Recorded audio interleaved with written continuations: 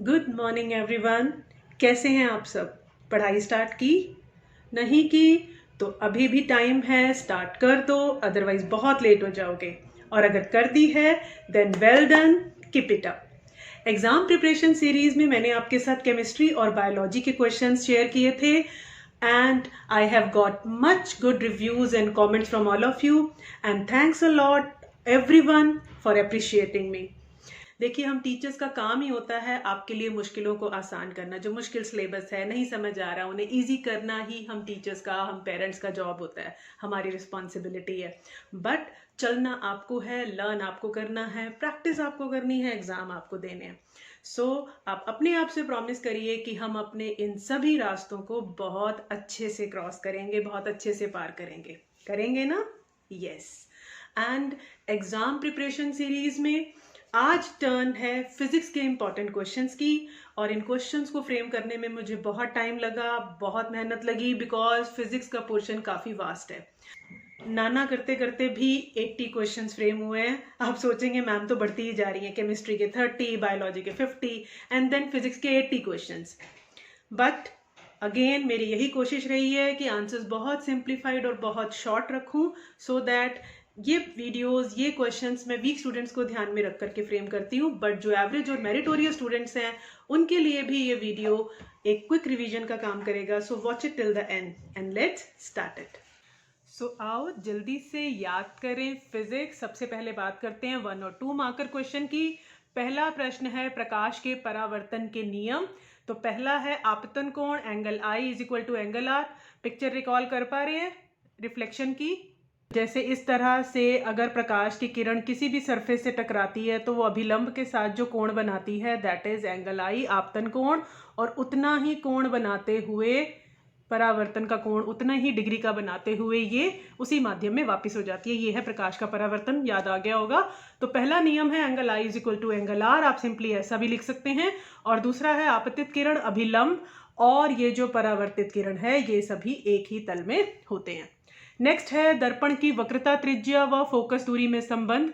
तो नीचे भी आप देख रहे हैं कि मैंने एक रफ सा स्केच बनाया हुआ है, ये अवतल दर्पण का है। तो हर जो दर्पण है उसकी फोकस दूरी होती है जिसे हम स्मॉल f से डिनोट करते हैं, और जो उसकी वक्रता त्रिज्या है उसे कैपिटल R से। और इन दोनों के बीच में क्या संबंध है कि वक्रता त्रिज्या फोकस दूरी का दुगना होता है। तो कई बार 1 मार्क का क्वेश्चन भी आपसे न्यूमेरिकल भी इस पर पूछा जा सकता है कि वक्रता त्रिज्या 30 सेंटीमीटर है तो फोकस दूरी कितनी होगी, उसका हाफ हो जाएगी 15 सेंटीमीटर। अगला प्रश्न है अवतल दर्पण के प्रयोग। तो जैसा कि यहाँ अवतल दर्पण आप देख भी रहे हैं, इसे याद करने का एक आसान तरीका होता है कि जैसे कि सीधा चम्मच। अब जैसे ये आप ले सकते हैं, अपने हथेली को इस तरह से मोड़िए तो ये एक कांच का वक्र पीस है मान लीजिए, और इसके यहाँ इस तरफ अगर हम पेंट और पॉलिश कर देते हैं तो परावर्तन इस तरफ से होगा। सीधा चम्मच याद करने के लिए मैं बच्चों को यही बोलती हूँ कि सीधा चम्मच मतलब अवतल दर्पण, जब आप सीधे चम्मच में अपना चेहरा देख रहे हैं। तो यहाँ भी आप देख रहे हैं कि रफ सा स्केच बना हुआ है। कहाँ यूज होता है ये? टॉर्च और वाहनों की हेडलाइट में। क्योंकि जब अवतल दर्पण पर अगर इसके फोकस पर बल्ब रखा जाएगा तो किरणें इस तरह से अपना कोई एंगल बनाते हुए दर्पण पे टकराएंगी और वहां से फिर ये मुख्य अक्ष के समांतर हो जाएंगी। तो एक समांतर प्रकाशपुंज, ताकि ज्यादा प्रकाश में हम अंधेरे में उसका इस्तेमाल कर सकें, तो टॉर्च और वाहनों की हेडलाइट में ये यूज होता है। शेविंग दर्पण के रूप में क्यों यूज होता है? क्योंकि यही एक दर्पण ऐसा है जब वस्तु को इसकी फोकस दूरी और ध्रुव के बीच में रखा जाता है। आपको पता है कि यहाँ पर हर दर्पण का जो है एक ये मुख्य अक्ष है और यहाँ पर P यानी कि ध्रुव होता है। ये मान लीजिए फोकस है। तो अगर यहाँ पर कोई वस्तु रखी जाती है तो उसका प्रतिबिंब सीधा और बड़ा बनता है, एनलार्ज बनता है। इसलिए शेविंग दर्पण के रूप में, या जो डॉक्टर्स होते हैं दांतों का चेकअप करते हैं तो उन्हें बड़ा प्रतिबिंब चाहिए, वहां इसका इस्तेमाल किया जाता है। सौर भट्टियों में क्यों किया जाता है? क्योंकि जब सूर्य की किरणें मुख्य अक्ष के समांतर आती हैं तो वो परावर्तन के बाद फोकस से गुजरती हैं। यहाँ पर ये तीर के निशान बनाना बहुत जरूरी है, अभी हम आगे किरण आरेख की भी प्रैक्टिस करेंगे। तो सौर भट्टियों में इसका इस्तेमाल होता है। इसी प्रकार उत्तल दर्पण का प्रयोग कहाँ होता है? क्योंकि यह हमेशा सीधा और छोटा प्रतिबिंब बनाता है, इसलिए वाहनों में पीछे के वाहनों को देखने के लिए, आपने देखा ना साइड व्यू मिरर होते हैं हर किसी वाहन में, कार में, स्कूटर में, बसेस में, तो ये पीछे वाले वाहनों को देखने के लिए, क्योंकि सीधा और छोटा प्रतिबिंब बनाता है, इसलिए पीछे का बहुत बड़ा क्षेत्र जो है इससे द्वारा देखा जा सकता है। दुकानों में भी आपने देखा होगा ऊपर की तरफ कहीं एंगल पे, कॉर्नर्स पे बड़े बड़े से मिरर्स लगे होते हैं, वो उत्तल दर्पण ही होते हैं। आप देखो वहां पर आप बहुत सारे लोगों को देख पाते हैं, बड़ा एक वाइड व्यू आ जाता है और सब छोटे छोटे दिखाई दे रहे होते हैं, सिक्योरिटी के लिए वहां यूज किए जाते हैं। दर्पण सूत्र जो है 1/v + 1/u = 1/f। तो v क्या है? प्रतिबिंब की दूरी। ध्यान रखिए v वस्तु की दूरी नहीं है, इमेज की दूरी है, और u क्या है? वस्तु या बिंब उनकी दूरी, और f है फोकस दूरी। यहां ध्यान रखना 1/v + 1/u है। आवर्धन का सूत्र मतलब कि जो प्रतिबिंब है वो वस्तु से छोटा बनेगा या बड़ा बनेगा या उल्टा होगा या सीधा होगा, उसके लिए ये सूत्र है h'/h। यहाँ पर h' का मतलब है प्रतिबिंब की ऊंचाई, पहले प्रतिबिंब की है, उसका अनुपात है वस्तु की ऊंचाई से, और इसी का दूसरा फॉर्मूला है -v/u। v अभी हमने पढ़ा ही था, ये है प्रतिबिंब की दूरी और u है वस्तु की दूरी, यहाँ माइनस साइन। अब एक चीज ध्यान रखना, कुछ चीजें थोड़ी सी ना क्रैमिंग करके चलना पड़ता है। दर्पण सूत्र में 1/v + 1/u है, और आवर्धन के सूत्र में यहाँ देखिए -v/u है, v/u। तो अगर वहां प्लस है तो यहाँ माइनस है, क्योंकि लेंस में अभी हम देखेंगे कि उल्टा होगा। किसी दर्पण का आवर्धन +1 है तो ये क्या दर्शाता है?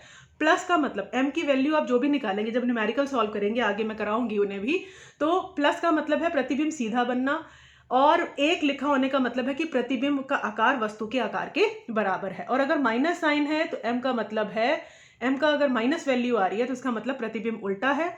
एक से ज्यादा आ रही है, 1.2, 2, 3 कुछ भी आ रही है, एक से ज्यादा है, तो इसका मतलब प्रतिबिंब वस्तु से बड़ा है।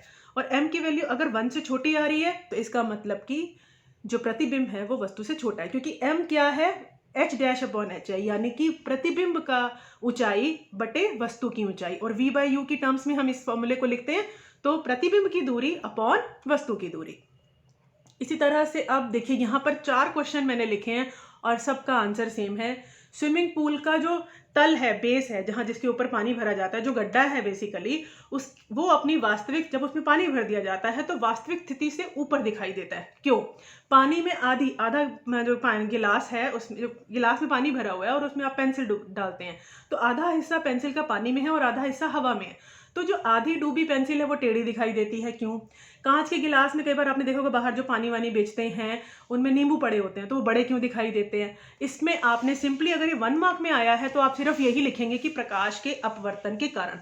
अगर ये 2 मार्क्स या 3 मार्क्स में से 3 मार्क्स में नहीं आता, 2 मार्क्स से ज्यादा नहीं आएगा ये, तो आपको इसका डायग्राम भी बना करके दिखाना है कि प्रकाश की किरण निकली और जब हमारी आंखों में पहुंची तो उसका अपवर्तन हो गया। तो इसलिए इस तरह का चित्र आपके सामने, जैसा कि आप यहाँ पर देख पा रहे हैं, तो आपको ऐसा चित्र वहां पर बनाना है।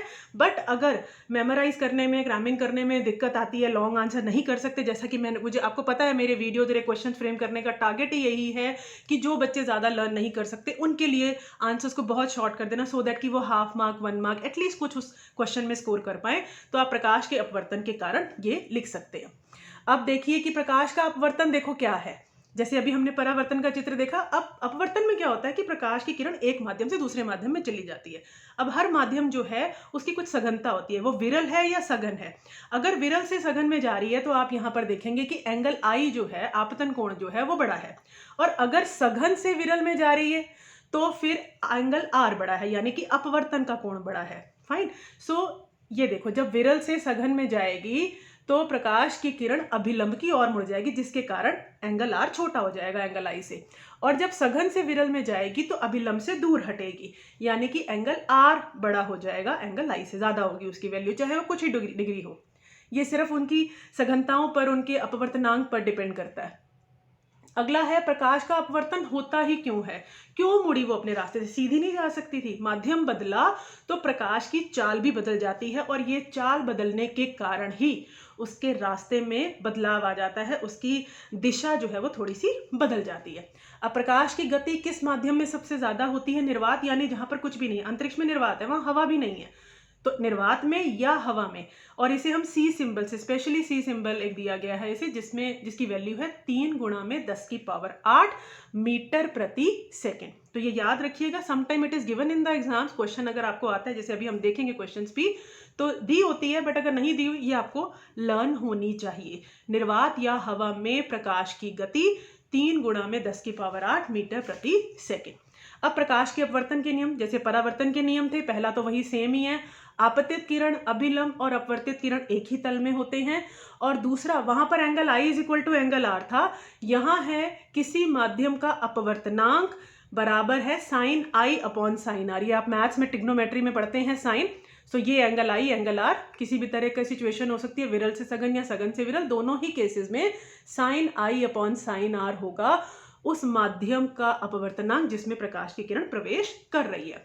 और दूसरे शब्दों में किसी भी माध्यम का अपवर्तनांक क्या होता है, प्रकाश की हवा में चाल बटे प्रकाश की उस माध्यम में चाल। तो ये ध्यान रखिएगा, बच्चे कंफ्यूज हो जाते हैं। प्रकाश की हवा में जो चाल है वो ऊपर आएगा, नीचे उस माध्यम में जो चाल है वो नीचे आएगी, यानी कि वो डिनोमिनेटर होगी। तो अंश क्या बनेगा, प्रकाश की हवा में चाल। अब इसी तरह से हीरे, ये बड़ा इंपॉर्टेंट क्वेश्चन है, बहुत बार पूछा जाता है 1 मार्क में। हीरे का अपवर्तनांक 242 है, इस कथन से आपका क्या मतलब है। अगर अब इस फॉर्मूले में हम म्यू, ये म्यू सिंबल है जो स्टाइलिश था, यू बना होता है, ये अपवर्तनांक के लिए सिंबल है, प्रतीक है म्यू। तो 242 म्यू की जगह आपने लिख दिया बराबर है C बटे V। अब V हीरा, यानी कि हीरे में प्रकाश की चाल। तो अब अगर हम यहाँ पर V हीरा को अलग रख दें और 242 नीचे आ जाएगा, दोनों की जो पोजीशन है वो आपस में इंटरचेंज हो जाएगी। ये इस तरह से थोड़ा सा मार्किंग करके मैं बता दूं, ये दोनों जो हैं ये अपनी पोजीशन चेंज कर लेंगे, ये यहाँ आ जाएगा और ये यहाँ आ जाएगा, ठीक है। तो C बटे 242। अब इस लाइन से क्या मतलब समझ आ रहा है कि प्रकाश की चाल निर्वात, C क्या है, प्रकाश की चाल निर्वात में, तो निर्वात की अपेक्षा प्रकाश की चाल हीरे में 1 बटे 242 गुना कम है। सबसे ज्यादा आपको पता है निर्वात में होती है या हवा में होती है, उसके बाद वो कांच में घुसे या पानी में घुसे प्रकाश, या हीरे में घुसे, किसी भी पारदर्शी माध्यम में घुसे, वहां उसकी चाल कम होनी। तो हीरे में जब प्रकाश की किरण प्रवेश करती है तो उसकी चाल सबसे ज्यादा कम हो जाती है, इसलिए हीरे का अपवर्तनांक दुनिया के सभी पारदर्शी माध्यमों में सबसे ज्यादा है, जो कि 242 है। अगर यहाँ पर ये आ जाए कि किसी माध्यम का जो अपवर्तनांक है वो 2 है, इसका मतलब उस माध्यम में प्रकाश की जो चाल हवा में है उसका हाफ हो जाएगा, उसका आधा हो जाएगा, ठीक है, वहां उसकी आधी हो जाएगी, और यहाँ 1 बटे 242 गुना कम है।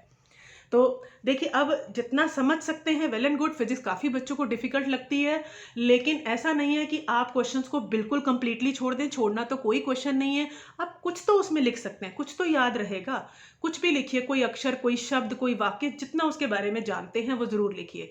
तो इसीलिए चीज़ों को समझिए, सारा सिलेबस करिए, ठीक है। जितने आपके साथ मैंने क्वेश्चन शेयर किए हैं केमिस्ट्री के, बायो के और फिजिक्स के, वो आपका ऑलमोस्ट 99% सिलेबस कवर करते हैं।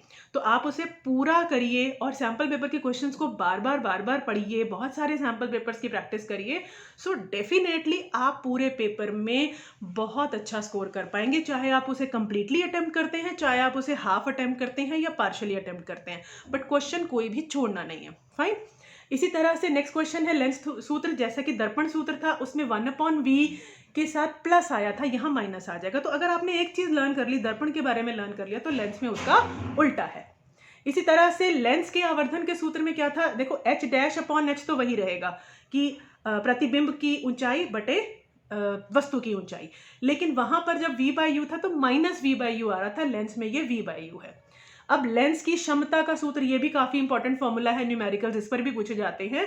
तो लेंस की क्षमता क्या है, P का इसका प्रतीक है, is equal to 1/f। f मतलब फोकस दूरी, लेकिन यहाँ पर फोकस दूरी जो है वो मीटर में होनी चाहिए, ज्यादातर सेंटीमीटर में होती है, तो हमें उसे पहले मीटर में कन्वर्ट करना है, फिर फॉर्मूले में पुट करना है।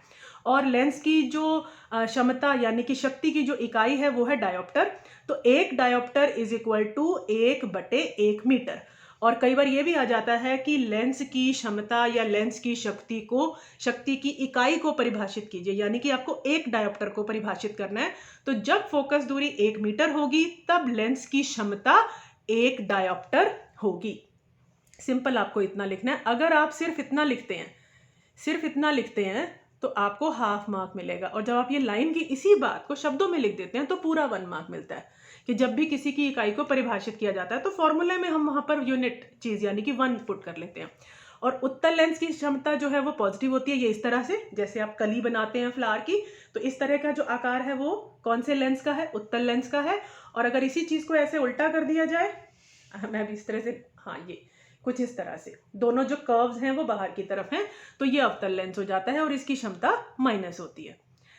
नेक्स्ट क्वेश्चन की ओर मुड़ते हैं। प्रकाश का अवयवी 7 रंगों में टूटना। देखिए सफेद प्रकाश, यहाँ एक शब्द मैं लिखना भूल गई हूँ। सफेद प्रकाश जो है वो 7 रंगों से मिलकर बना होता है।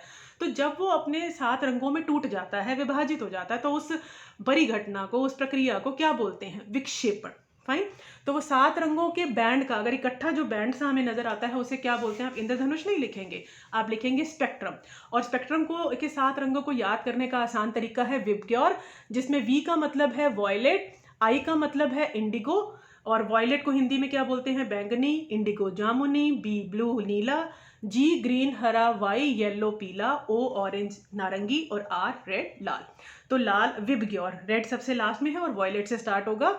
और प्राकृतिक रूप से जब इस तरह का स्पेक्ट्रम बनता है, जब हैवी रेनफॉल होता है, तेज बारिश होती है, और उसके बाद जब धूप निकल आती है, तो इंद्रधनुष दिखाई देता है। ये प्राकृतिक रूप से बनने वाला स्पेक्ट्रम है।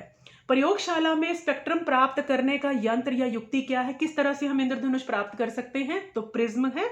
और जैसा कि आप चित्र में देख रहे हैं कि प्रिज्म के थ्रू जब व्हाइट लाइट गुजरती है तो वो 7 रंगों में टूट कर निकलती है।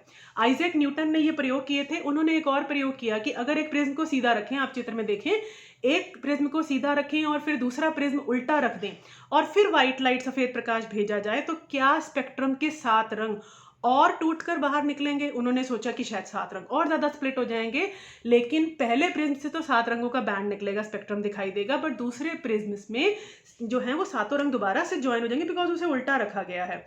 एक्चुअली पहले उन्होंने एक सीधा रखा, फिर दूसरा भी सीधा रखा, उन्हें लगा स्प्लिट हो जाएंगे, लेकिन नहीं हुए, 7 के 7 ही रंग थे।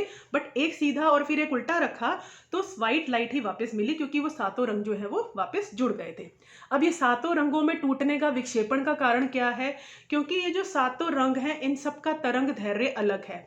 लाल रंग का तरंग धैर्य सबसे ज्यादा होता है, इसलिए ये सबसे कम झुकता है। जैसे कि आप चित्र में भी देख रहे हैं कि जो विबग्योर बनता है उसमें रेड जो है वो सबसे कम मुड़ता है, और जो नीला या बैंगनी कलर है वो उसका तरंग धैर्य कम होता है, वो सबसे ज्यादा झुकता है। तो विबग्योर ना आप नीचे से लिखते हैं, विबग्योर ऐसे, वॉयलेट सबसे नीचे, ये सबसे ज्यादा मुड़ेगा, और रेड ऊपर की तरफ आएगा जो सबसे कम मुड़ा है, क्योंकि उसका तरंग धैर्य ज्यादा है। अग्रिम सूर्योदय, यहाँ भी बेटा 3-4 क्वेश्चन है जिनका आंसर सेम आएगा।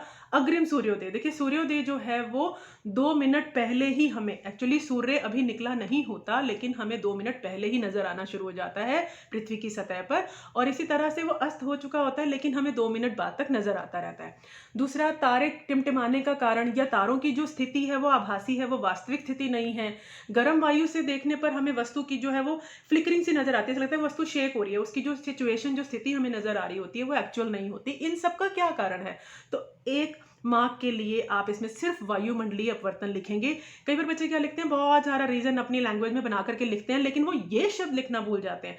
यू वोंट गेट मार्क्स, कुछ भी नहीं मिलेगा अगर आपने ये शब्द नहीं लिखा। This is the key term for all of these questions, वायुमंडलीय अपवर्तन। फाइन। एटमॉस्फेरिक रिफ्रैक्शन, वायुमंडल में भी देखो हवा है, हवा की बहुत सारी परतें हैं, सबका अपवर्तनांक अलग है, और उसी वजह से ये अपवर्तन वायुमंडल में होता है।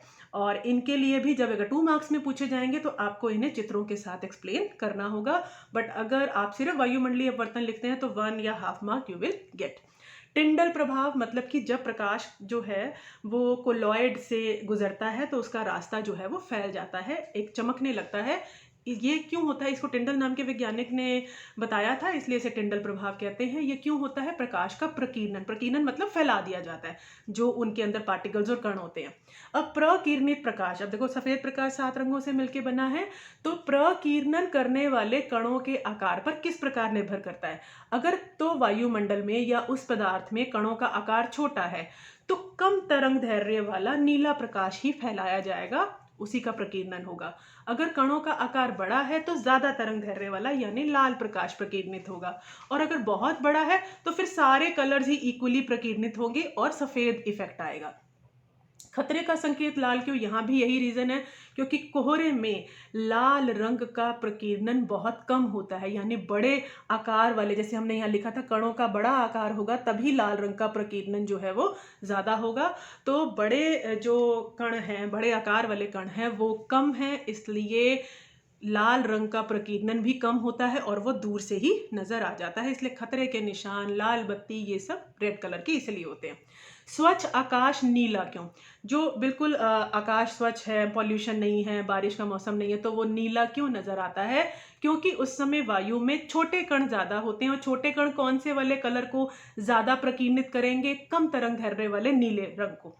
ऊंचाई पर आकाश काला क्यों दिखाई देता है? क्योंकि किसी भी सातों में से किसी भी कलर का प्रकीर्णन स्पष्ट नहीं होता, इसलिए वहां आकाश काला नजर आता है। बादल सफेद क्यों? क्योंकि सभी रंगों का प्रकीर्णन समान रूप से होता है। देखो, सफेद दिखने का मतलब है सारे रंगों का प्रकीर्णन एक जैसा हो रहा है। जो रंग दिखाई दे रहा है इसका मतलब उसका प्रकीर्णन ज्यादा हो रहा है। बस ये आप एक गांठ बांध लो इस बात को कि काला मतलब कोई भी रंग का प्रकीर्णन नहीं हो रहा, सफेद मतलब सारे रंगों का हो रहा है, नीला मतलब नीले रंग का प्रकीर्णन ज्यादा हो रहा है। और अभी हमने बात की ही थी कि नीले की तरंग दैर्ध्य कम होती है, इसलिए छोटे आकार वाले कण उसका प्रकीर्णन ज्यादा करते हैं। लाल की तरंग दैर्ध्य ज्यादा होती है, इसलिए बड़े आकार वाले उसका प्रकीर्णन ज्यादा करते हैं। अब है ग्रह क्यों नहीं टिमटिमाते। ये बेटा 3 मार्क्स में कई बार क्वेश्चन पूछा जाता है कि तारे क्यों टिमटिमाते हैं और ग्रह क्यों नहीं टिमटिमाते। तो अब देखो, मैंने बहुत शॉर्ट करके इसका लिखा है कि ग्रह पृथ्वी के काफी नजदीक हैं और ये प्रकाश के बिंदु स्रोतों का समूह है। बहुत सारे बिंदु हम इन्हें मान सकते हैं, जबकि तारे बहुत दूर है तो हम उन्हें एक ही बिंदु मान के चलते हैं। तो एक बिंदु से जब प्रकाश की किरण आएगी तो वो कभी इस तरह से मुड़ेगी, कभी इधर से, कभी इधर से, इधर से। जब हमारी आंखों में पहुंचेगी तो हमें क्या दिखाई देगा कि तारा जो है वो यहाँ पर है, जबकि एक्चुअली में वो यहाँ था। फाइन। अब ये सारे जो अपवर्तन हो रहा है, वायुमंडल अपवर्तन हो रहा है, अगर बहुत सारे बिंदुओं से होगा तो उनका प्रभाव एक दूसरे को कैंसल आउट कर देगा। इसलिए देखो, सभी से होने वाला, सारे बिंदुओं से होने वाला अपवर्तन प्रभाव एक दूसरे के प्रभाव को निष्क्रिय कर देगा। तो आप इसको लर्न करने के लिए, पृथ्वी के काफी नजदीक, प्रकाश के बिंदु स्रोतों का समूह, सभी बिंदुओं से होने वाला अपवर्तन प्रभाव एक दूसरे के प्रभाव को निष्क्रिय कर देता है, इसलिए वो टिमटिमाते हुए नजर नहीं आते। अब आ जाते हैं, ये हमारा अब यहाँ से थोड़ा सा लेसन 12 जो विद्युत वाला पार्ट है वो स्टार्ट हो गया है कि एक इलेक्ट्रॉन पर आवेश कितना होता है? 1.6 इंटू 10 की पावर -19 कूलाम। और माइनस साइन जरूर लगाएंगे क्योंकि इलेक्ट्रॉन पर नेगेटिव आवेश होता है, ऋण आवेश होता है। अब यहाँ देखेंगे भौतिक राशि विद्युत धारा, इसका प्रतीक होता है I। सूत्र क्या है? Q/T। T आपको पता है समय, और Q मतलब आवेश। विद्युत धारा की इकाई है एम्पियर, जिसे हम A लिखते हैं। किस यंत्र से मापा जाता है? एमीटर से। और एमीटर को परिपथ में कैसे जोड़ा जाता है? श्रेणी क्रम में। अभी आगे बात करते हैं। श्रेणी मतलब इस एक का हाथ दूसरे ने पकड़ा, दूसरे का हाथ तीसरे ने पकड़ा, तीसरे का हाथ, बिल्कुल एक लाइन में जैसे जुड़े हुए होते हैं चीजें, जैसे आप चेन बना करके मान लो चल रहे हैं। विभवांतर देखिए दूसरी भौतिक राशि है, इसका प्रतीक है V और इसका सूत्र है W/Q, यानी कि कार्य बटे आवेश। इसकी इकाई है वोल्ट, जिसे हम V से डिनोट करते हैं, वोल्ट मीटर से मापा जाता है। और इसे कैसे जोड़ा जाता है? पार्श्व क्रम में। फाइन। पार्श्व क्रम में आप कह सकते हैं कि अभी आपको आगे दिखाती हूं मैं। कौन सी युक्ति परिपथ में विभवांतर बनाए रखती है? तो सेल या बैटरी। जब सेल के अंदर रासायनिक अभिक्रिया होनी बंद हो जाती है तो वो विभवांतर नहीं बना पाती, और तब वो परिपथ में आप लगाते हैं तो कोई चीज नहीं चलती, बिकॉज करंट नहीं बह रहा होता। तो विभवांतर तभी तक बना रहता है जब तक रासायनिक अभिक्रिया चलती रहती है। और सेल अगर दो या दो से ज्यादा है तो उन्हें बैटरी कहते हैं।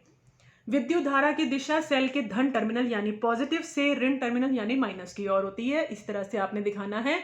ओम के नियम का कथन। ओम नाम के वैज्ञानिक ने ये चीज बताई कि किसी विद्युत परिपथ में दो सिरों के बीच में जो विभवांतर है वो किसके समानुपाती है, किसके प्रोपोर्शनल है? उसमें से बहने वाली विद्युत धारा के। तो जितना ज्यादा विभवांतर होगा, मान लो आपने एक सेल लगाया और जो विभवांतर है वो 1 वोल्ट बना, तो विद्युत धारा जितनी भी बह रही है उसके समानुपाती है। अगर आपने 2 सेल लगा दिए तो विभवांतर 2 वोल्ट हो गया, 1-1 वोल्ट की अगर मान ले लगाइए तो 2 वोल्ट हो गए। अब करंट जो है वो ज्यादा बहेगा, जितना पहले बह रहा था उसका डबल। फिर आपने 3 लगा दिए, अगर आप विभवांतर को डबल या ट्रिपल कर रहे हैं, जितना भी गुणा कर रहे हैं, तो विद्युत धारा भी उतने ही गुना बढ़ जाएगी। ये कहा था ओम के नियम ने। अब जब हम ये प्रोपोर्शनैलिटी के अनुपात के साइन को इक्वल के साइन में बदलते हैं तो यहाँ पर एक कांस्टेंट, एक स्थिरांक आ जाता है जो कि R से निरूपित किया जाता है। R मतलब प्रतिरोध। जितने भी पदार्थ हैं दुनिया में, जितनी भी चीजें हैं, चाहे वो अच्छे चालक हैं चाहे वो कुचालक हैं, हर चीज विद्युत धारा को अपने में से बहने से रोकती है, प्रवाहित होने से रोकती है। जो कम रोकती हैं वो अच्छे चालक हैं, जो ज्यादा रोकते हैं वो कुचालक हैं। तो R जो प्रतिरोध है ये हर तरह के चालक में, हर तरह के पदार्थ में ये एक गुण पाया जाता है। अब यहाँ पर आप एक चित्र देख सकते हैं, ये बहुत ही अच्छा डिपिक्शन है। एक हम साइंस के टीचर्स का एक ग्रुप बना हुआ है, तो उसमें एक उसके डीपी लगी हुई थी, तो मुझे बहुत अच्छा लगा ये चित्र, जिसमें कि आप ये देखिए कि विद्युत धारा बहने की कोशिश कर रही है, विभवांतर उसे खींच रहा है, क्योंकि विभवांतर होगा तभी तो विद्युत धारा बहेगी, और जो रेजिस्टेंस है, जो प्रतिरोध है, वो उसे रोक रहा है, वो उसे जाने नहीं दे रहा है। तो ये बड़ा अच्छा एक डायग्राम है जो इस ओम के नियम को बड़ी अच्छी तरह से प्रदर्शित करता है, यह प्रतिरोध का कार्य दिखाता है। अब ओम के नियम को निरूपित करता ग्राफ, ये एक स्ट्रेट लाइन सीधी रेखा ही आएगी। आप ये जो एक्स एक्सिस है इस पर आप विभवांतर बनाएंगे, और ये जो सॉरी एक्स एक्सिस पर आप विद्युत धारा दिखाएंगे, और ये जो वाई एक्सिस है खड़ी हुई लाइन है इस पर आप विभवांतर दिखाएंगे, और इनके बीच में सीधी रेखा बनेगी। और कई बार ऐसे डेटा दिया होता है और उसके बेसिस पर आपको, जैसे आप मैथ्स में ग्राफ बनाना सीखते हैं उस तरह का ग्राफ हमेशा सीधी रेखा ही आना चाहिए। नहीं आ रहा तो it mean somewhere you are doing something wrong. प्रतिरोध क्या है? तो विद्युत धारा का विरोध करने वाला पदार्थ का गुण, हर पदार्थ का गुण है, जैसे मैंने अभी आपको बताया, इसका एसआई मात्रक होता है ओम, जिसको हम इस तरह से स्टाइलिश सा ओ करके लिखते हैं। प्रतिरोधकों के श्रेणी क्रम संयोजन से प्राप्त कुल प्रतिरोध, देखो ये श्रेणी क्रम है कि R1 लगा हुआ है, फिर उसके साथ मतलब एक R1 का सिरा R2 के पहले सिरे से है, R2 का दूसरा सिरा R3 के पहले सिरे से है, और फिर दोनों नीचे आकर के जो हैं ये बैटरी और की से स्विच प्लग से जुड़े हुए हैं, एमीटर जुड़ा हुआ है और वोल्ट मीटर। तो आप यहाँ ध्यान दीजिए कि जिस तरफ सेल का प्लस है उसी तरफ एमीटर का प्लस होना चाहिए, उसी तरफ वोल्ट मीटर का प्लस होना चाहिए। तो यहाँ से जो ये एमीटर से करंट, सेल से करंट निकलेगा, एमीटर उसे माप लेगा, और फिर ये तीनों में करंट जो है वो एक जैसा जाएगा। तो श्रेणी क्रम ही है जहाँ पर सारे प्रतिरोधों में से एक जैसा करंट गुजरता है, और तीनों के जो सिरे हैं उन पर विभवांतर अलग अलग होगा, और तो तीनों विभवांतरों को अगर प्लस करेंगे तो टोटल विभवांतर आ जाएगा। और यहाँ पर जो कुल प्रतिरोध का फॉर्मूला है वो है RS, S मतलब सीरीज, इंग्लिश में हम श्रेणी क्रम को सीरीज कहते हैं, that is equal to R1 plus R2 plus R3। इसी प्रकार प्रतिरोधकों के पार्श्व क्रम में क्या है कि एक ही सिरे से तीनों प्रतिरोधकों के पहले, जैसे मान लीजिए कि ये एक तार आ रही है, ये पहला, ये दूसरा और ये तीसरा, तीनों के पहले सिरे जो हैं वो एक ही तरफ के तार से जुड़े हुए हैं, और जो दूसरी तरफ के सिरे हैं वो भी एक ही तरफ इकट्ठे जुड़े हुए हैं। इसी को हम प्रतिरोध कहते हैं, पार्श्व क्रम संयोजन। तो यहाँ पर आप देखेंगे कि जो करंट आएगा एमीटर से वो तीनों प्रतिरोधकों में डिवाइड हो जाएगा। देखो I1, I2, I3 लिखा हुआ है, लेकिन तीनों के अक्रॉस विभवांतर सेम है जो कि टोटल विभवांतर के बराबर होता है। तो आपसे ये क्वेश्चन भी पूछा जा सकता है कि किसमें करंट समान रहता है और किसमें विभवांतर। तो यहाँ पर जो फॉर्मूला आता है कुल प्रतिरोध का, तुल्य प्रतिरोध का, तो 1/RP is equal to 1/R1 plus 1/R2 plus 1/R3।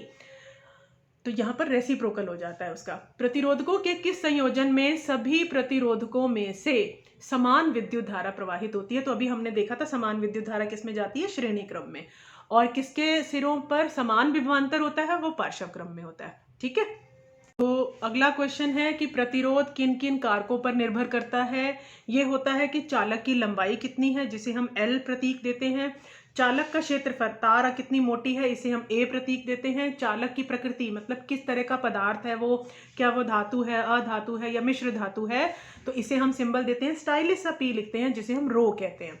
सो इस तरह से जो फॉर्मूला बनता है प्रतिरोध का, कैपिटल R बराबर है रो L/A। तो प्रतिरोधकता की इकाई को परिभाषित कीजिए। प्रतिरोधकता की इकाई है ओम मीटर। ये कैसे आई? अगर हम यहाँ ऊपर वाले फॉर्मूले में रो को अकेला छोड़ दें, प्रतिरोधकता को अकेला छोड़ दें, तो A चला जाएगा R के पास और L नीचे आ जाएगा। A की इकाई मीटर स्क्वायर, R की ओम, L की मीटर, तो मीटर से जो है 1 मीटर कट जाएगा, इसलिए ओम मीटर। पार्श्व क्रम संयोजन के क्या लाभ हैं कि अगर एक उपकरण खराब हो जाएगा तो बाकियों पर असर नहीं होगा, क्योंकि पार्श्व क्रम संयोजन में जैसा कि यहाँ आपने चित्र में देखा कि जो करंट है वो डिवाइड हो जाता है। तो एक रास्ते का अगर उपकरण खराब हो गया तो बाकी रास्तों पर असर नहीं पड़ता, बाकी उपकरण अपना काम करते रहते हैं। तो हमारे घरों में भी पार्श्व क्रम संयोजन में ही सारे उपकरण लगे होते हैं। कुल प्रतिरोध कम हो जाता है, क्योंकि आपने फॉर्मूला देखा 1/RP बराबर है 1/R1 plus 1/R2 plus 1/R3। तो कुल प्रतिरोध कम आता है। जितने मान लीजिए कि R1 5 है, R2 10 है और R3 जो है वो 20 है, तो कुल प्रतिरोध 5 ओम से भी कम आएगा, सबसे छोटे वाले से भी कम आएगा। और तीसरा है हर उपकरण की अलग अलग धारा की जरूरत पूरी होती है, करंट डिवाइड हो जाता है, जिस उपकरण को जितना करंट चाहिए उतना ही उस तक पहुंचता है। विद्युत धारा का तापीय प्रभाव, आपने देखा होगा जब भी हम किसी चीज को बहुत देर के लिए यूज करते हैं तो वो गर्म हो जाती है। इवन आप टीवी या रिमोट को ही हाथ लगा करके देखिए, क्यों? क्योंकि किसी विद्युत परिपथ में से जब विद्युत धारा प्रवाहित होती है तो उसमें जो प्रतिरोधक है जो उसे रोक रहा है, रोकने के कारण ही विद्युत ऊर्जा जो है वो ऊष्मा ऊर्जा के रूप में थोड़ी सी नष्ट हो जाती है या खर्च हो जाती है, क्योंकि वो उस प्रतिरोध से लड़ती है कि उसे प्रवाहित होना है। तो उसको रोकने में, जैसे हम हाथ रगड़ते हैं तो फ्रिक्शन की बात आपने सुनी है ना, घर्षण की चीजें चीज़ें गर्म हो जाती हैं। तो वही यहाँ पर भी कंसेप्ट है कि उससे उसको जो रोक रही है उसको हटाने के चक्कर में ये गर्मी पैदा होती है, ऊष्मा पैदा होती है। जूल का, अब जूल नाम के वैज्ञानिक ने विद्युत धारा का तापन नियम दिया था। ये है आपका इसका सूत्र, इसका फॉर्मूला है H है ऊष्मा ऊर्जा का फॉर्मूला प्रतीक, बराबर है I स्क्वायर RT। यहाँ पर I का मतलब है विद्युत धारा, इसका स्क्वायर यानी 2 बार गुणा होगा इसको, और R मतलब प्रतिरोध और T मतलब समय। तो ऊष्मा ऊर्जा विद्युत धारा के समानुपाती है। मैं यहाँ पर एक चीज मिस कर गई, विद्युत धारा के स्क्वायर के, ठीक है। और दूसरा जो ऊष्मा ऊर्जा है H है वो R प्रतिरोध के समानुपाती है, और समय के, कितने समय के लिए करंट बह रहा है, किस पदार्थ की वो चीज बनी हुई है, यानी कि R कितना है, प्रतिरोध कितना है, और कितना करंट उसमें से बह रहा है उसके स्क्वायर के। अगर 5 एम्पियर बह रहा है तो कुछ ऊष्मा होगी, और अगर 5 का अगर हम डबल कर दें तो देखेंगे कि ऊष्मा में 4 गुना का फर्क आ जाएगा।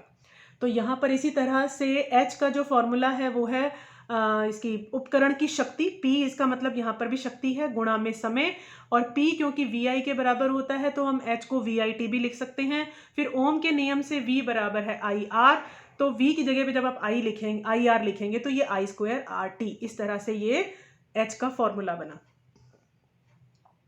विद्युत धारा का तापन प्रभाव कहाँ वांछनीय है, तो हीटर, गीजर, प्रेस, जहां पर भी हम करंट को ऊष्मा में बदलते हैं वहां पर यह तापन प्रभाव काफी वांछनीय है या इसी की जरूरत होती है।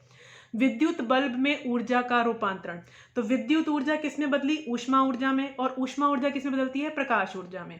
विद्युत बल्ब का तंतु टंगस्टन का क्यों बना होता है, क्योंकि गलनांक यानी कि बहुत उच्च तापमान पर जाकर के ही ये पिघलता है, और उच्च तापमान पर भी ये उपचयित यानी कि ऑक्सीजन के साथ नहीं जुड़ता, अपना कोई ऑक्साइड नहीं बनाता, और बल्ब के अंदर नाइट्रोजन और ऑर्गन गैस भरी हुई होती है, जिसकी वजह से इसका ऑक्सीजन के साथ जो समीकरण या अभिक्रिया होनी है वो मुश्किल हो जाती है। तो ये तंतु टंगस्टन का क्यों बना होता है, तो पहले 2 कारण आ जाएंगे। विद्युत शक्ति की परिभाषा, सूत्र व SI मात्रक, तो विद्युत शक्ति क्या है, विद्युत ऊर्जा के उपयोग होने की दर, दर मतलब समय से भाग करेंगे। अब शक्ति का जो प्रतीक है वो है P, इसका ये जो फॉर्मूला है ऊर्जा बटे समय यानी W बटे T, और W की जगह पे आप देखेंगे VIT, तो T से T कैंसिल हो जाएगा। इस प्रकार शक्ति का जो फॉर्मूला बनता है वो VI बनता है। अब आप V की जगह पे IR लिख देंगे तो ये I स्क्वायर R हो जाएगा, और V रहने देंगे और I की जगह पे V बटे R लिख देंगे तो V स्क्वायर बाय R हो जाएगा। ये दोनों ही चीजें ओम के नियम से, मतलब ओम का नियम क्या है, V बराबर है IR, तो चाहे V की जगह IR लिख लो या I की जगह पे V बटे R लिख लो, एक ही बात है। तो लेकिन फॉर्मूले, अब आपको ये देखना पड़ेगा कि जो न्यूमेरिकल में आपको दिया क्या क्या हुआ है, जो जो चीजें दी हुई हैं उसी के हिसाब से आप फॉर्मूला लगाएंगे। SI मात्रक होता है वॉट, तो 1 वॉट बराबर है 1 वोल्ट गुणा में 1 एम्पियर। ये वाला जो फॉर्मूला है बॉक्स वाला, इसके हिसाब से V 1 वोल्ट और I 1 एम्पियर। और मैं इस चीज़ को बहुत अच्छी तरह से समझ पा रही होंगी कि बहुत सारे बच्चे ये इस तरह के कंसेप्ट को नहीं समझ पा रहे होंगे। बहुत बच्चों को तो बहुत इजी लग रहा होगा, बट जो नहीं समझ पा रहे ज़रूर सुने वे भी, क्योंकि कुछ ना कुछ तो आपको चीज़ वहाँ पे लिख पाएंगे। अगर आपको ऐसा क्वेश्चन आता है या इससे जुड़ा हुआ कोई क्वेश्चन आता है तो आप कुछ तो लिख पाएंगे, कोई फॉर्मूला लिख पाएंगे, कोई बात सुनी हुई पढ़ी हुई याद रह जाती है, तो ब्लैंक नहीं होंगे। इसलिए छोड़िए मत किसी भी टॉपिक को। अब ऊर्जा का व्यवहारिक मात्रक क्या है, 1 किलोवाट आर, जो यूनिट, जितने यूनिट हमारे घरों में बिजली का बिल आता है ना, उसको ये 1 किलोवाट आर ही होती है। तो विद्युत ऊर्जा का व्यावसायिक मात्रक है 1 किलोवाट गुणा में 1 आर। अब 1 किलोवाट की जगह पे 1000 वाट लिख देंगे, 1 आर की जगह पे, 1 घंटे की जगह पे 3600 सेकेंड। तो इस तरह से ये बन करके आएगा 3.6 10 की पावर 6 वाट सेकेंड, और वाट सेकेंड होता है जूल। तो ये 1 किलोवाट आर जो है ये आपकी ऊर्जा की व्यवहारिक इकाई है, और जूल क्या है, ऊर्जा का SI मात्रक। तो दोनों में क्या संबंध है, दोनों तरह की जो इकाइयां हैं उनमें क्या संबंध है, तब ऐसा क्वेश्चन 2 मार्क्स के लिए आपसे पूछा जा सकता है। और जो बॉक्स में लिखा है ये 1 मार्क के लिए पूछा जा सकता है कि 1 किलोवाट आर जो व्यवसायिक मात्रक है वो कितने जूल्स के बराबर है, SI जो मात्रक है उसके कितने के बराबर है। मिश्र धातुओं का उपयोग तापन युक्तियों में क्यों होता है, तापन युक्तियां वही गीजर, हीटर, प्रेस में नाइक्रोम जैसे नाम सुना होगा आपने, वो एक मिश्र धातु है। तो इनका प्रयोग क्यों होता है, क्योंकि इनकी प्रतिरोधकता अधिक है, और ये उच्च तापमान पर भी ऑक्सीडाइज नहीं होते, जलना शुरू नहीं होते, इसलिए मिश्र धातुओं का प्रयोग किया जाता है। ये प्रतिरोधकता से जुड़ा हुआ क्वेश्चन है कि प्रतिरोधकता ज्यादा होगी तो विद्युत ऊर्जा ऊष्मा में ज्यादा बदलेगी, और वहां हमें चाहिए ही ऊष्मा। तांबा और एल्यूमिनियम का प्रयोग बिजली की तारें बनाने के लिए क्यों होता है, क्योंकि बिजली की तारों ने विद्युत धारा को आगे भेजना है, उन्हें ऊष्मा कम बनानी है, इसलिए प्रतिरोधकता कम वाली चीजें ली जाती हैं तांबा और एल्यूमिनियम धातुएं हैं, इनकी प्रतिरोधकता कम है, इसलिए विद्युत धारा ज़्यादा बहती है, विद्युत ऊर्जा ज़्यादा बहती है, ऊष्मा ऊर्जा कम बनती है, ये गर्म कम होते हैं। जैसे कि हम मिश्र धातुओं की बात कर रहे थे, वो ज़्यादा गर्म हो जाते हैं। चुंबक के गुण आपको पता है, हर चुंबक में 2 ध्रुव होते हैं, उत्तर व दक्षिण। ये हमारा लेसन 13 स्टार्ट हो गया। समान ध्रुव एक दूसरे को रिपेल करते हैं, एक दूसरे को दूर भेजते हैं। असमान ध्रुव जैसे नॉर्थ है और साउथ है तो आकर्षित करते हैं। और अगर स्वतंत्र चुंबक को लटका दिया जाए तो वो उत्तर दक्षिण दिशा की ओर इशारा करता है। आप वैसे इन सभी चैप्टर्स के लिए मेरे और दूसरे वीडियो जिनमें मैंने इन चीज़ों को काफ़ी डिटेल में एक्सप्लेन किया है, जब आपकी वर्कशीट्स आ रही थी या जब सिलेबस चल रहा था, तो आप वहाँ से भी इनको और डिटेल में समझ सकते हैं। चुंबकीय क्षेत्र रेखाओं के गुण। अब चुंबकीय क्षेत्र रेखाएं जो हैं ये बंद वक्र होती हैं, मतलब कि क्लोज्ड हैं। दूसरा, ये ध्रुवों के निकट ज़्यादा हैं, ज़्यादा पास पास होती हैं, ध्रुवों पर निकट पास पास होती हैं और प्रतिच्छेद नहीं करती, यानी एक दूसरे को नहीं काटती, क्योंकि अगर ये एक दूसरे को कहीं काटेंगी, इंटरसेक्ट करेंगी, प्रतिच्छेद करेंगी, तो इसका मतलब है कि एक ही बिंदु पर 2 दिशाएं हो जाएंगी चुंबकीय क्षेत्र की, जो संभव नहीं है। ये अपने आप में एक अलग से भी क्वेश्चन आता है कि प्रतिच्छेद क्यों नहीं करती, और ये यहाँ पर इनका चित्र बना हुआ है। बाहर अगर आप देखेंगे किसी चुंबक के छड़ चुंबक जैसे यहाँ बनी हुई है, तो नॉर्थ से निकलेंगी और साउथ की तरफ जाएंगी। नॉर्थ से निकल रही हैं और साउथ में अंदर प्रवेश कर रही हैं, तो आपने तीर के निशान जरूर दिखाने हैं। विद्युत धारा के चुंबकीय क्षेत्र का पता लगाने वाले प्रथम वैज्ञानिक कौन से थे कि जब भी कहीं से विद्युत धारा बहती है तो वो चुंबकीय क्षेत्र उसके आसपास बन जाता है, वो चुंबक की तरह काम करने लगती है, वो तार, वो चालक। तो ये पता किसने लगाया था? H.C. ऑर्स्टेड ने सबसे पहले। अब मैक्सवेल का दक्षिण हस्त अंगुष्ठ नियम क्या है कि अब आप अपने राइट हैंड को अपने सामने रखेंगे कि यदि दाहिने हाथ में विद्युत चालक को आपने इस तरह से पकड़ा हुआ है कि अंगूठा विद्युत धारा की दिशा की ओर संकेत करे, तो जिस दिशा में उंगलियां घूम रही हैं वो चुंबकीय क्षेत्र की दिशा बताएंगी। अंगूठा विद्युत धारा की दिशा, तो उंगलियां चुंबकीय क्षेत्र की दिशा। अब सीधे चालक के चारों ओर चुंबकीय क्षेत्र किस प्रकार का होता है? संकेंद्री वृत्त, यानी कि जिनका सेंटर एक ही है, जिनका केंद्र एक ही है। केंद्र कहीं चालक पर होगा और उसके आसपास ये वृत्त बनते चले जाएंगे। कैसे पता लगाते हैं? हम वो जो लोहे का चूर्ण होता है उसे फैला देते हैं और वो इस तरह का आकार ले लेता है। और चुंबकीय क्षेत्र अनुपात 1/, चालक से दूरी, जितनी चालक से दूरी होती जाएगी चुंबकीय क्षेत्र कमजोर पड़ता जाएगा, चालक के नजदीक वो काफी शक्तिशाली होगा। विद्युत धारावाही वृत्ताकार पाश के कारण चुंबकीय क्षेत्र। अब पाश मतलब कि एक तार का आपने राउंड लिया, फिर दूसरा लिया, फिर तीसरा लिया, उसे पाश कहते हैं। तो जितने आप राउंड ज़्यादा लेते जाएंगे, जितने फेरे ज़्यादा लेते जाएंगे, चुंबकीय क्षेत्र स्ट्रांग होता जाएगा। और उसमें से जब आप करंट बहाएंगे तो क्या होगा? ये भी संकेंद्रीय वृत्त आएंगे, जैसे एक पॉइंट पर संकेंद्रीय वृत्त, लेकिन जैसे ही पाश के सेंटर की तरफ जाएंगे वहां पर ये सरल रेखा जैसे हो जाएंगे, और दूर जाने पर वृत्त बड़े बड़े हो रहे हैं। तभी जब सेंटर के पास आएंगे, केंद्र के पास आएंगे, जैसा कि आप यहाँ देख रहे हैं, तो ये सरल रेखा जैसे हो जाएंगे। परिनालिका का जो चुंबकीय क्षेत्र है वो कैसा है? परिनालिका का देखो बिल्कुल इसी तरह से जैसे छड़ चुंबक का था, सेम है बिल्कुल। यहाँ पर देखो दोनों आपको डायग्राम सेम से लगेंगे। तो परिनालिका क्या होती है? जैसे टेलीफोन की तार होती है ना, इस तरह से स्पाइरल बाइंडिंग आप देखते हो, फाइल्स में कराते हो, तो वो इस तरह से राउंड राउंड से घूमे हुए, और उनको आपने जोड़ दिया बैटरी से और प्लग से, तो छड़ चुंबक जैसा आएगा। अंदर जो है वो समांतर रेखाओं के रूप में है। बाहर जो दिशा है वो अंदर जो दिशा है वो दक्षिण।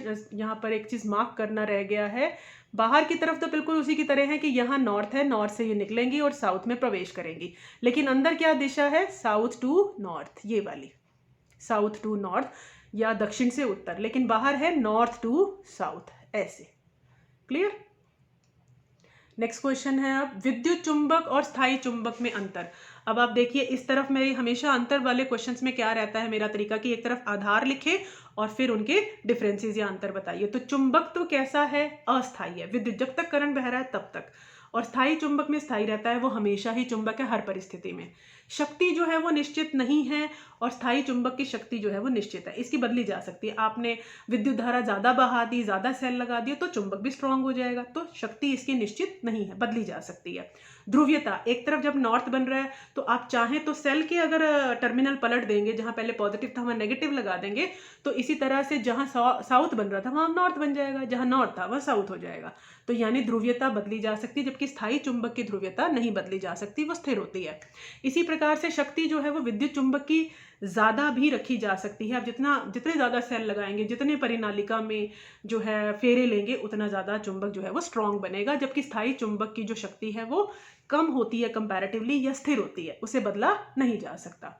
अब विद्युत मोटर क्या है? विद्युत मोटर जो है ये विद्युत ऊर्जा को यांत्रिक ऊर्जा में, मतलब करंट आपने बहाया, स्विच ऑन किया तो वो घूमने लग गए, जो ब्लेड्स हैं मोटर के, तो यांत्रिक ऊर्जा में बदलने वाली युक्ति है। पंखों, रेफ्रिजरेटरों, वॉशिंग मशीन, MP3 प्लेयरों में इसका इस्तेमाल किया जाता है। विद्युत मोटर का सिद्धांत ये काफ़ी इंपॉर्टेंट है। जब किसी धारावाही कुंडली को, धारावाही मतलब कि जिसमें से विद्युत धारा बह रही है, ऐसी कुंडली को, कुंडली जैसे रेक्टेंगुलर आयताकार शेप में ली जाती है, उसे जब चुंबकीय क्षेत्र में दोनों तरफ नॉर्थ और साउथ जो है वो चुंबक के ध्रुव रखे जाते हैं, तो कुंडली पर बल आरोपित होता है, यानी कि उस कुंडली पर बल लगता है, वो मूवमेंट करने लगती है, वो गति करने लगती है। ये इसका सिद्धांत है। और किस दिशा में बल लगता है ये पता लगाने के लिए फ्लेमिंग ने बाएं हाथ का वाम हस्त नियम या बायां हस्त नियम दिया था। इसमें अब आप क्या करेंगे, ये आप देखिए, इस तरह से आपने अपनी बाएं हाथ के अंगूठे, तर्जनी और मध्यमा को एक दूसरे से 90 का कोण बनाते हुए परस्पर लंबवत, इस तरह से आप अपने बाएं हाथ की इन तीनों उंगलियों को फैलाएंगे। यदि तर्जनी चुंबकीय क्षेत्र की दिशा और मध्यमा, ये मध्यमा बीच वाली उंगली अगर विद्युत धारा की दिशा दर्शा रही है, तो अंगूठा बल की दिशा दर्शाएगा। देखो मैंने अंडरलाइन भी किया हुआ है, यहाँ अंगूठा बल की दिशा दर्शाएगा, और ये दोनों दर्शाती हैं। ये शब्द से जो है आप इसे अच्छी तरह से रिकॉल कर सकते हैं, लर्न कर सकते हैं। अब आ रहा है वैद्युत चुंबकीय प्रेरण। जब किसी चालक को परिवर्ती मतलब जो बदला जा सकता है, जो बदल दिया जाए, अगर चुंबकीय क्षेत्र को बदला जाए, ऐसे चुंबकीय क्षेत्र में रखा जाता है, तो उस चालक में विद्युत धारा अपने आप बहने लगती है, प्रेरित हो जाती है। गैल्वेनोमीटर एक ऐसी युक्ति है जो किसी परिपथ में विद्युत धारा की उपस्थिति, की करंट बह रहा है या नहीं, और कौन सी दिशा में बह रहा है, इन दोनों की सूचना देती है। अब जैसा कि यहाँ पर एक चित्र है कि अब एक हमारे पास तार है जो गैल्वेनोमीटर से जुड़ी हुई है, और एक तरफ एक चुंबक है। जब हम इस चुंबक को इस तार की तरफ, इस कुंडली की तरफ लाएंगे तो क्या होगा, इस चित्र के आधार पर हमें यहाँ पर 3 क्वेश्चन पूछे गए हैं। ऐसा क्वेश्चन आपके सपोर्ट मटेरियल से ही लिया गया है। जब चुंबक को कुंडली की, NCERT में भी है, कुंडली की तरफ लाया जाता है तो क्या होता है, तो गैल्वेनोमीटर में क्षणिक विक्षेप, इसकी सुई हिलेगी, ठीक है, यानी कि विद्युत धारा वहां पर अब हुई। अब पहले तो नहीं थी, अब है। क्यों हुई? क्योंकि चुंबक हिला, चुंबकीय क्षेत्र बदला इसके आसपास। और जब हम चुंबक को कुंडली के निकट स्थिर अवस्था में रख देंगे तो कोई विक्षेप नहीं होगा। फिर हम चुंबक को कुंडली से दूर लेकर के जाएंगे तो क्या होगा, गैल्वेनोमीटर की सुई फिर से हिलेगी, लेकिन अब इससे उल्टी दिशा में, विपरीत दिशा में होगा, और मोमेंट्री, फॉर अ मोमेंट, एक क्षण के लिए ही ये विक्षेप होगा। फ्लेमिंग का, अब ये जो विद्युत धारा पैदा हुई, इसकी डायरेक्शन बताने के लिए फ्लेमिंग का दायां हाथ का नियम, मतलब मोटर के लिए जब बायां हाथ था, ये बाएं हाथ का यूज कब किया जाता है, विद्युत मोटर में, जब बल की दिशा बतानी हो। और जब विद्युत धारा की दिशा बतानी हो, मतलब उसे घुमाया तो हमने है, बल हमने खुद लगाया है, विद्युत धारा प्रेरित हो रही है, तो विद्युत धारा की दिशा पता लगाने के लिए फ्लेमिंग का दायां हाथ का नियम यूज होता है। तो यहाँ भी वही है कि अब हम दाहिने हाथ की तर्जनी, मध्यमा और अंगूठे को एक दूसरे के परस्पर लंबवत फैलाएं।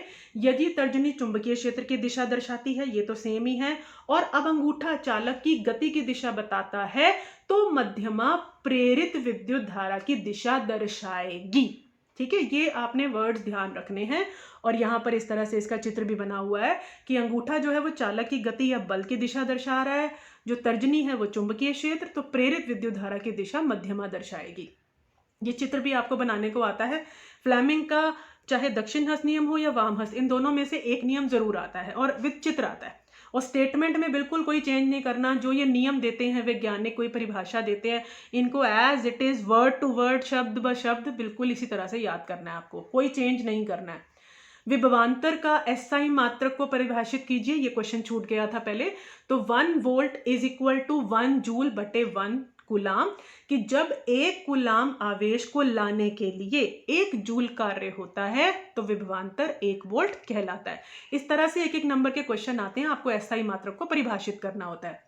नेक्स्ट है इंद्रधनुष बनने की प्रक्रिया चित्र द्वारा समझाइए। तो सूर्य से जब प्रकाश की किरण बारिश की बूंद जो कि प्रिज्म की तरह काम करती हैं, तो बारिश की बूंदें प्रिज्म की तरह काम करती हैं। जब इनमें प्रवेश करती है प्रकाश की किरण, तो सबसे पहले उसके साथ अपवर्तन और साथ ही विक्षेपण शुरू हो जाता है, 7 रंगों में टूटने लग जाती है।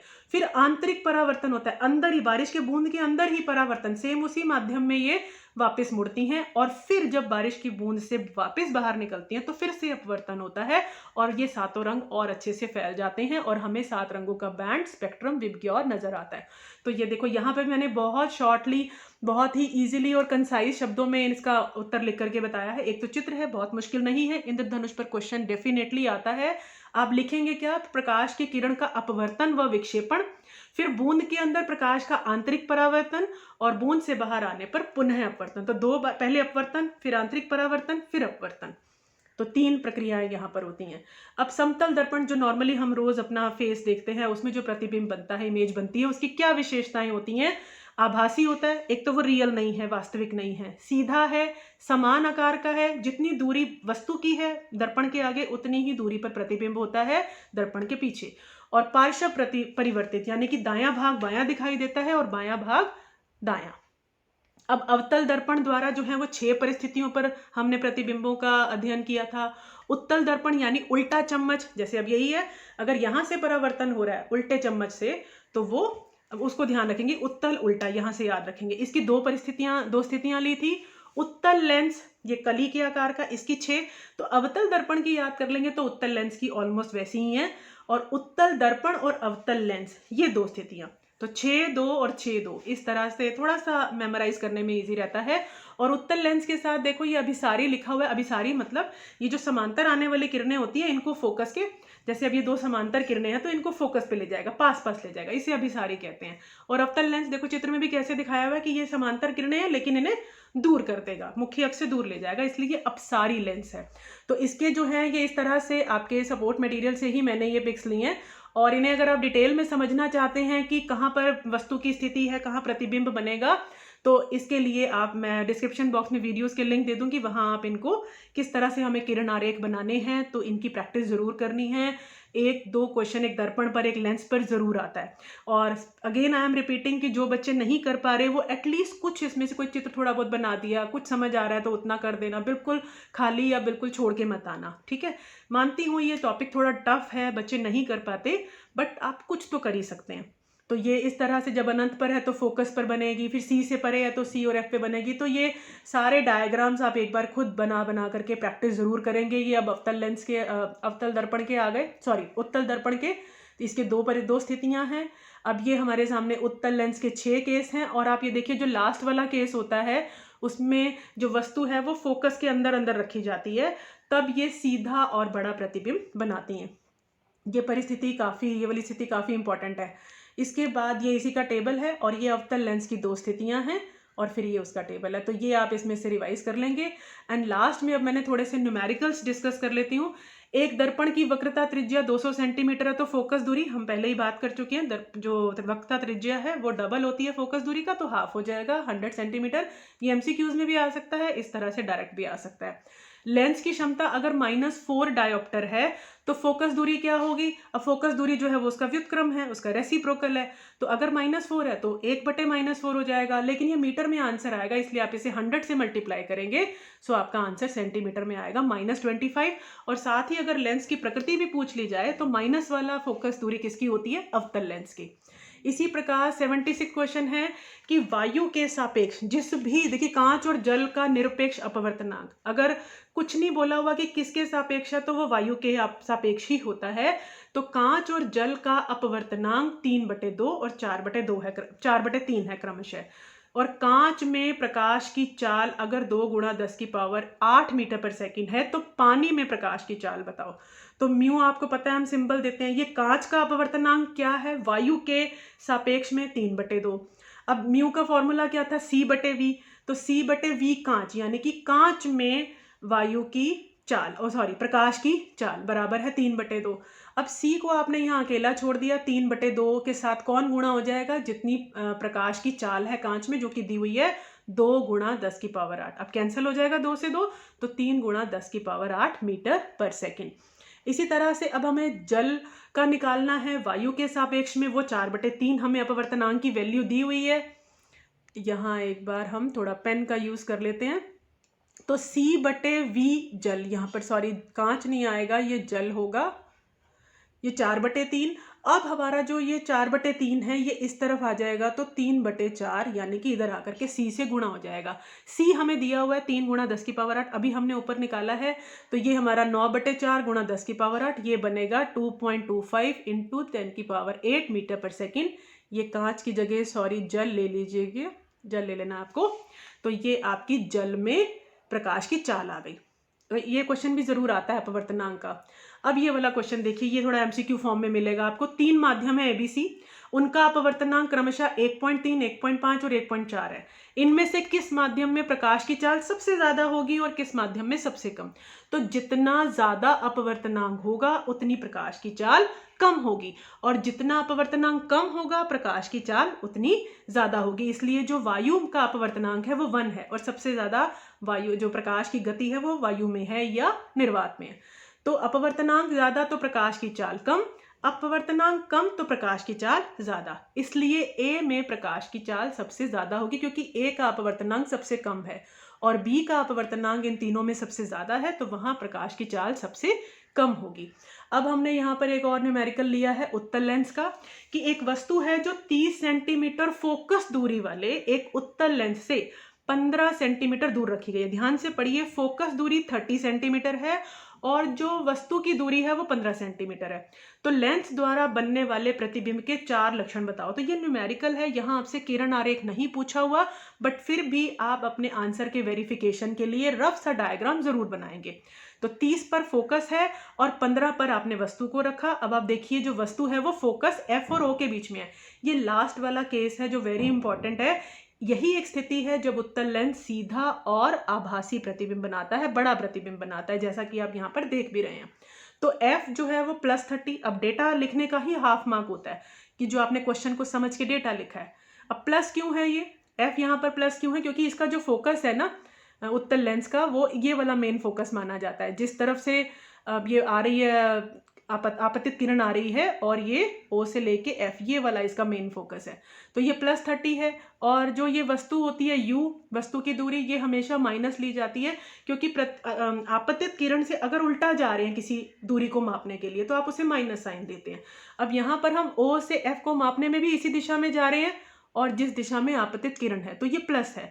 लेकिन जब हम O से ये B माप रहे हैं तो आपतित किरण से हम उल्टा जा रहे हैं, इसलिए हम इसे माइनस साइन देंगे। ये माइनस और प्लस साइन देना चिन्ह परिपाटी याद रखिएगा कि आपतित किरण को रेफरेंस बनाइए। और जो चीज सीधी रखी हुई है, वस्तु हमेशा सीधी रखी जाती है, तो वो हमेशा पॉजिटिव होता है, H जो है वो पॉजिटिव रहेगा। और जो H डैश है, जो प्रतिबिंब है, वो उल्टा होगा तो माइनस में आएगा, सीधा होगा तो प्लस में आएगा। इस केस में अगर H लेंगे, H डैश लेंगे, प्रतिबिंब लेंगे, तो पॉजिटिव आना चाहिए, क्योंकि यहाँ सीधा प्रतिबिंब बनेगा।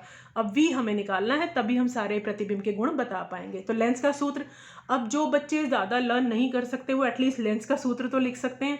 तो 1/F बराबर है 1/V माइनस 1/U। F की जगह पे 30 और U की जगह पे -15, फिर माइनस माइनस प्लस हो जाएगा, और उसके बाद ये 1/15 जो है वो अपना पाला बदल लेगा, 1/30 माइनस 1/15। अब यहाँ पे आप लघुत्तम निकालेंगे, सॉल्व करेंगे मैथ्स की तरह, तो V जो है वो आपका -30 आएगा। तो चित्र से भी वेरीफाई हो रहा है, आप ये देखो कि ये -30 पर, यानी कि जहाँ फोकस था वहीं बन रहा है, और माइनस साइन आने का मतलब भी यही है कि अब फिर आप आपतित किरण से उल्टा जा रहे हैं। और M यहाँ पर निकालेंगे तभी हमें प्रतिबिंब के और गुणों के बारे में पता चलेगा। V/U, V की वैल्यू -30 अभी आई है, U की वैल्यू -15 हमें दी हुई है, काटेंगे तो 2। अब M की वैल्यू पॉजिटिव आने का मतलब क्या है? प्रतिबिंब सीधा है और 1 से ज्यादा है, 2 है, तो इसका मतलब प्रतिबिंब का आकार बड़ा है। अब लास्ट क्वेश्चन है, वीडियो काफ़ी लंबा हो गया है, बट क्योंकि फिजिक्स थोड़ी है ही इस तरह की, इसमें समझाने वाला बहुत पोर्शन है, इमेजिन करना पड़ता है, विजुअलाइज करना पड़ता है। कोई नहीं, फिर भी अगर आप 1 घंटे का वीडियो देख रहे हैं तो आपका ऑलमोस्ट फिजिक्स देखिए कितना अच्छे से रिवाइज हो गया है। एक बार और देखेंगे तो और अच्छे से रिवाइज हो जाएगा, but self study, self practice जरूर करनी है, वो बहुत बहुत मस्ट है। 7 सेंटीमीटर आकार का कोई बिंब यानी वस्तु 18 सेंटीमीटर फोकस दूरी के किसी अवतल दर्पण के सामने 27 सेंटीमीटर दूरी पर रखा गया है। तो अब यहाँ पर हमें 3 प्रकार का डेटा दिया हुआ है, बाकी वही है कि दर्पण से कितनी दूरी पर पर्दे को रखे, पर्दे पर यानी स्क्रीन, यानी जहाँ पर प्रतिबिंब बनेगा, तो यानी प्रतिबिंब की दूरी, यहाँ भी हमें V निकालना है। अब हम ढूंढते हैं कि हमें दिया क्या क्या हुआ है। 7 सेंटीमीटर आकार यानी कि H दिया हुआ है, और वस्तु है तो हमेशा सीधी रखी जाएगी, +7 सेंटीमीटर। फोकस दूरी 18 सेंटीमीटर है। दर्पण कौन सा है? अवतल। रफ स्केच जरूर बनाइए, चाहे भले ही नहीं पूछा गया। तो इसकी जो फोकस दूरी है वो माइनस होती है, क्योंकि आप यहाँ देखो फोकस को नापने के लिए, अब मैं यहाँ आपको एक बार और दिखा देती हूँ कि आपतित किरण जो है वो जा रही है आपकी इस दिशा में, और जब ये P से आप F को माप रहे हैं या जिस भी चीज़ को मापने के लिए जा रहे हैं तो वो आप उल्टा जा रहे हैं आपतित किरण से, तो आपने इसकी वैल्यू को माइनस साइन देना है, तो -18। उसके बाद वस्तु को मापने के लिए भी आप यहाँ तक जा रहे हैं, आपतित किरण से उल्टा जा रहे हैं, तो माइनस साइन आएगा, और वैल्यू हमें दी हुई है 27। V निकालना है और H डैश निकालना है ये दर्पण। तो हमें यहाँ पर दर्पण का सूत्र, देखिए यहाँ पे जो भी डेटा है हमने उसको विद साइन लिख दिया, तो इसी बात के आपको हाफ मार्क मिल जाएंगे। फिर आपने दर्पण सूत्र लिखा, 1/f बराबर है 1/v प्लस 1/u। बच्चे कई बार प्लस माइनस की गलती कर जाते हैं और सारा क्वेश्चन गलत हो जाता है। अब आपने f की वैल्यू -18, u की वैल्यू -27, और अरे यहाँ पर मैं लिखना भूल गई हूँ, ये माइनस है। और उसके बाद जब आप 1/v को एक तरफ रखेंगे, और ये जो माइनस यहाँ पर एक बार मैं करेक्ट कर देती हूँ इसे, ये माइनस है यहाँ पर, तो जब ये अपना पाला बदलेगा, अपनी साइड बदलेगा, तो -1/18 प्लस 1/27 हो जाएगा। फिर हम एलसीएम वगैरह लेंगे तो ये हमारे पास -1/54 आएगा। फाइन। इसी तरह से जब हम इसको उल्टा कर देंगे तो v की वैल्यू आ जाएगी हमारे पास, यहाँ एक चीज़ और करेक्ट करते हैं, ये है -1/54, तो 54/1 यानी कि -54 सेंटीमीटर हमारा v आएगा। यहाँ आप चित्र भी देख लीजिए, इस चित्र में देखो कि जब ये यहाँ से आपतित किरण गई तो फोकस से गुजरेगी, दूसरी वाली जो है ये यहाँ पर ये फोकस से गुजरी, फोकस से जाएगी तो ये समांतर हो जाएगी, और ये कहीं दूर जा करके मिलेंगे, कहीं बहुत दूर जा करके, तो वो जो दूरी है वो 54 के आसपास आएगी। नेक्स्ट अब यहाँ पर हम आवर्धन का फॉर्मूला लगाएंगे, तो m की वैल्यू, m का फॉर्मूला है h डैश बाई h, और दूसरा फॉर्मूला होता है -v/u। यहाँ अगर प्लस है तो यहाँ माइनस आएगा, ठीक है। अब h-7 बराबर है माइनस, फॉर्मूले में साइन है, और v की वैल्यू -54, u की वैल्यू -27, तो अब ये सारे जब कैंसिल आउट करेंगे तो आपके पास आ जाएगा, इस तरफ आ जाएगा 2, और इधर से 7 जब मल्टीप्लाई होगा तो जाकर के h डैश मिलेगा -14 सेंटीमीटर, यानी कि जो ये अब प्रतिबिंब बनेगा ना कहीं दूर जाकर के, वो वस्तु से डबल होगा। वो 7 सेंटीमीटर है, वो 14 होगा, ये सीधा है वो उल्टा होगा, क्योंकि साइन जो है वो माइनस आ रहा है। तो आई होप कि अब फिजिक्स आपकी अच्छे से रिवाइज हो गई होगी। No doubt it is comparatively tougher. Biology और केमिस्ट्री से अगर हम बात करें तो थोड़ी सी मुश्किल है, और जबकि वेटेज इसकी ऑलमोस्ट इक्वल है। 26 मार्क्स की आपकी फिजिक्स है, 26 मार्क्स की केमिस्ट्री है, और 28 मार्क्स की बायो है। तो सबसे पहले बायो करिएगा, बिकॉज बायो ज़्यादा ईजी होती है, थोड़ा क्रैमिंग है उसमें, बहुत ज़्यादा समझना नहीं होता, डायरेक्ट क्वेश्चन आते हैं, जैसा कि हम पहले भी बात कर चुके हैं। फिर देन केमिस्ट्री, और फिजिक्स को फिर आप थोड़ा लेटर ऑन भी कर सकते हैं, तभी मैंने फिजिक्स का वीडियो सबसे लास्ट में पोस्ट किया, क्योंकि बच्चों का पहले कॉन्फिडेंस बन जाए कि यस हम केमिस्ट्री और बायोलॉजी में कॉन्फिडेंट हो गए हैं, अब हम फिजिक्स पर कंसंट्रेट कर सकते हैं। थोड़ा टाइम टेकिंग है नो डाउट, बट आप इसे करेंगे, थोड़ी सी प्रैक्टिस ज़्यादा करेंगे तो आप इसमें भी कॉन्फिडेंट हो जाएंगे और अच्छा स्कोर कर सकते हैं। एंड अगेन जो बच्चे थोड़े वीक हैं वो कुछ छोड़ेंगे नहीं, किसी क्वेश्चन को नहीं छोड़ेंगे, हर क्वेश्चन अटेम्प्ट करेंगे, और थोड़ा बहुत जो उसके बारे में जानते हैं, जो याद आ रहा है वो ज़रूर लिखेंगे। फाइन। सो अब अगले हफ्ते, अब ये हिंदी मीडियम के मैं फिजिक्स, केमिस्ट्री और बायो तीनों चीज़ें कंप्लीट कर चुकी हूँ। अब नेक्स्ट जो वीडियो होगा वो मैं केमिस्ट्री को इंग्लिश मीडियम में, एंड देन इसी तरह से बायोलॉजी, एंड देन फिजिक्स का वीडियो पोस्ट करूँगी। तो अपने इंग्लिश मीडियम के फ्रेंड्स और क्लासमेट्स के साथ भी उन्हें शेयर कीजिएगा, एंड उन्हें इन्फॉर्म कर दो कि मैम अब इंग्लिश मीडियम के डालेंगी, तो हम वो बच्चे भी जो है अच्छे से रिवाइज कर पाएंगे। सो मिलते हैं फिर इसी तरह की कुछ वीडियोज़ के साथ अगले वीडियो में। और अगर आपको कोई भी तरह की क्वेरी है या डाउट है तो आप मुझे इंस्टाग्राम पर भी डायरेक्ट मैसेज कर सकते हैं। किसी भी तरह की कोई क्वेरी हो, चाहे वो स्टडी रिलेटेड है या एनीथिंग, कुछ भी है तो आप मुझे डायरेक्टली मैसेज कर सकते हैं। तो बने रहिए मेरे साथ, पढ़ते रहिए, खुश रहिए, अपना ख्याल रखिए। मिलते हैं, बाय बाय।